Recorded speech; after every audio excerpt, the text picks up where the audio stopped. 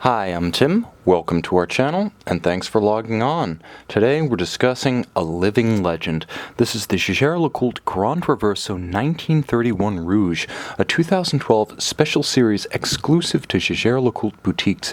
You can see this beautiful ultra-thin red lacquered dial Reverso and purchase it on our website. Subscribe to our YouTube channel if you enjoy these videos, and please click on the card in the upper right-hand corner of the screen at any time during this video to see our full sales listing for this watch, with additional accessories included in the sale, high-resolution images for your desktop, and naturally complete pricing details for this Reverso Rouge.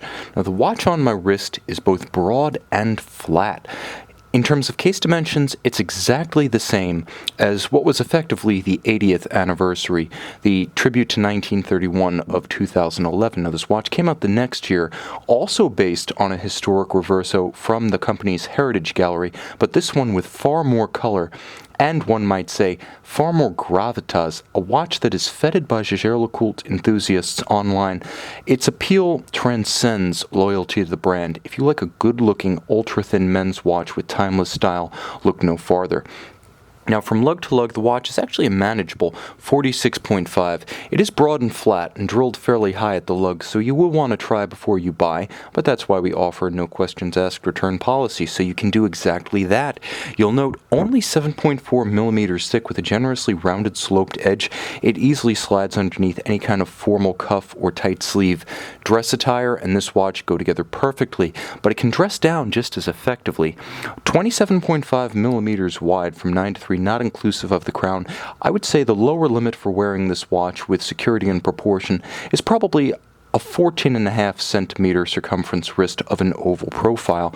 It is a comfortable watch, though, as you can see, wonderfully slim in profile, and that in spite of a separate chassis and rotating case. The watch is an absolute masterpiece of finish, all of high polish, but the timepiece is complemented beautifully by an ultra-thin black rectangular scale alligator leather strap with a monotone stitch and a folded edge, supple calfskin on the underside, and a traditional vintage-inspired steel pin buckle for easy adjustments.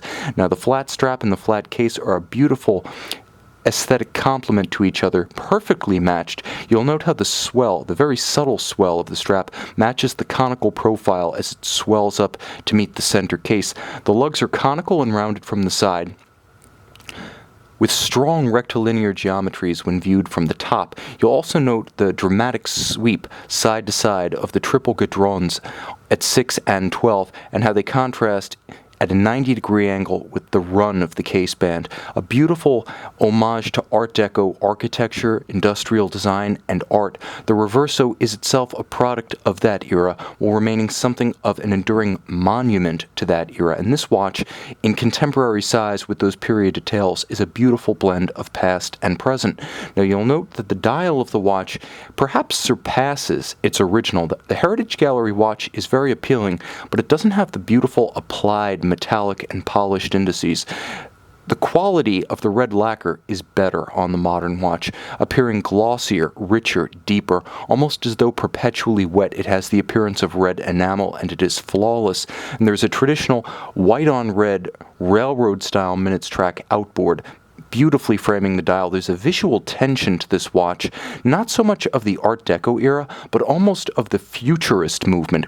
Mechanical, machine, energetic, the tension of the indices either exploding out from the center or stretching from the edges, pulling the watch, containing the energy of the watch, drawing it towards the center. Which way is it? It's your decision. But both concepts of imagery and energy and period philosophy can be seen obtaining in the design of this watch. Now, the watch also features a beautiful engine-turned perlage pattern chassis. You can see it's beautifully rendered, and it's always the secret that reveals itself only as you rotate the case. It's a wonderful contrast to the high polish of the case back. You can see this one has not been personalized in any fashion. It remains a blank slate and a canvas, should you wish to have it engraved, lacquered, or enameled, or simply leave it buff and bare. Of course, the Reverso in 1931, one of the original sports watches, it would turn its case over to protect the then glass crystal from the blows of polo mallets. Off the field of play, it would return to its timekeeping details. And this watch, powered by an in-house caliber 822, actually offers one advantage over those earliest hour and minute only reversos. The very first reversos were powered by Tavannes calibers.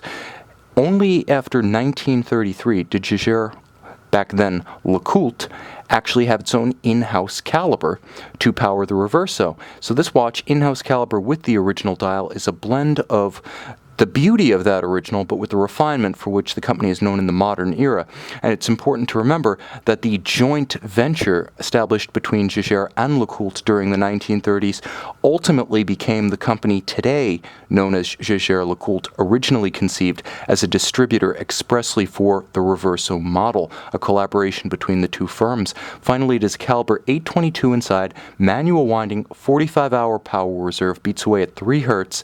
It's a 21 joule shaped movement that does trace the 90-degree turns of the case band, so a shaped movement for a shaped case, a true manufacturer. You can see this watch and you can purchase it on our website.